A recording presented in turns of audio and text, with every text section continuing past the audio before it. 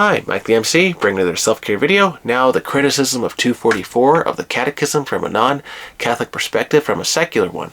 And so 244, when you read that, as far as how I mentioned in the previous video, that there's this idea of the chess player who's moving the chess pieces, right?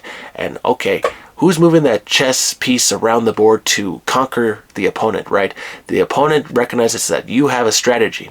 You have a strategy, and you want to defeat him or her in whatever game you're playing. And the thing is, it doesn't have to be chess, right? It could be whatever game. But the metaphor is, you have the power to move those pieces strategically to get what you want. And when you recognize that, from a secular perspective, you see the Holy Spirit moving in the world, you recognize, okay, there's a power. Maybe it's divine intervention that I'm going to beat my opponent today, get the job, get the boyfriend, get the girlfriend that they always wanted, and I can get it because I have put my mind and my abilities and focus to achieve it. I don't have to be a lazy person. I can put some dedication into this. I can go at the library, I can go to the gym, I can go and put those extra hours of hard work, wake up so early in the morning that no one wants to be awake doing these things, or up late doing these things, right? I'm going to do the work that the lazy person will not do today, because I recognize that when I challenge myself, I'm going to beat that lazy person and get that job title. I'm going to beat them, and eventually my work is going to pay off. And yes, from a secular perspective, well, what about the toxic coworker, the toxic person that doesn't want to work or push themselves, and they rise up and get those pay raises? Okay, so there is something right there as part of being lazy, not caring so much, and allowing that momentum to pick you up, because you recognize, oh, I have boundaries, I have self-respect, I don't have to push myself to the brink of, okay, being a pleaser all the time. So that is where the selfish person has the advantage over the person that cares too much, who has so much willingness to overachieve.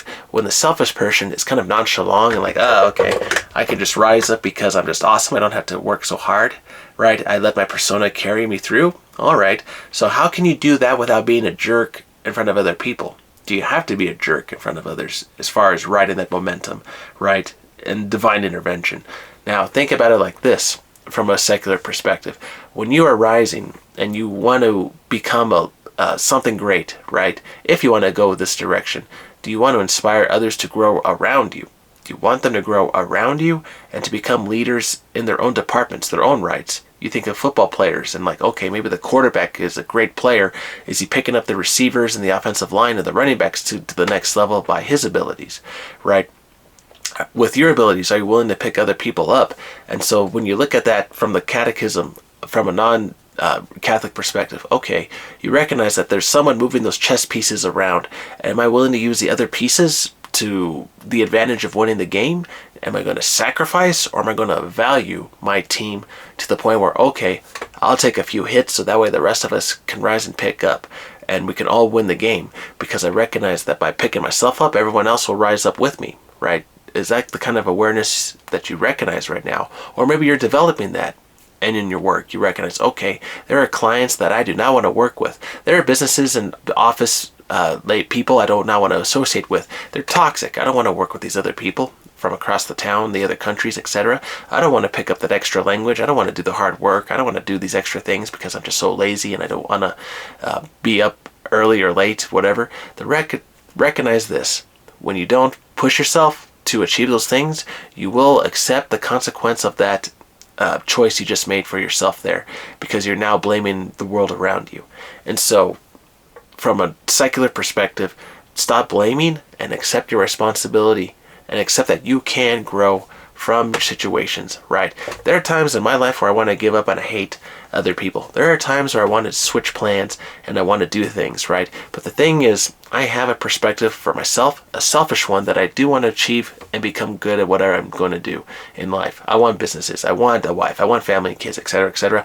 It's my perspective, my mind, my selfish mind of how I want to do things. And you got to have that bit of selfishness as far as what you want to do to achieve, to succeed. And when you grow, maybe you do want to go to college, maybe you don't. It's okay, but you got your plan. Communicate it with others effectively, but remember, save the best parts for you and you will succeed. And when you have that momentum, the movement, when you recognize that by divine intervention that you're moving forward in life to conquer the world, you are going to be blessed, because you are trusting in your abilities and you recognize that you're going to nourish them and be selfish enough to the point that you're going to protect them and allow everyone else around you to grow, because you recognize that by being a leader, and that fame comes back to you because everyone else is doing well, they will give you the credit anyway, because you were the one, the great boss, the great leader that they all talk about. Your admiration is showing in the community, and that is part of that divine intervention that you should hope to strive for. Alright everyone, hope this video finds you well from the secular perspective of 244.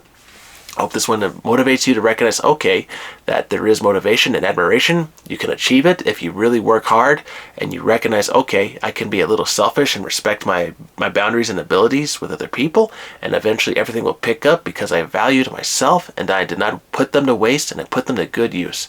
Recognize that. Recognize that in yourself, and you can use that selfishness to your advantage for a good cause. Or we could call that selflessness, and be confident in what you do.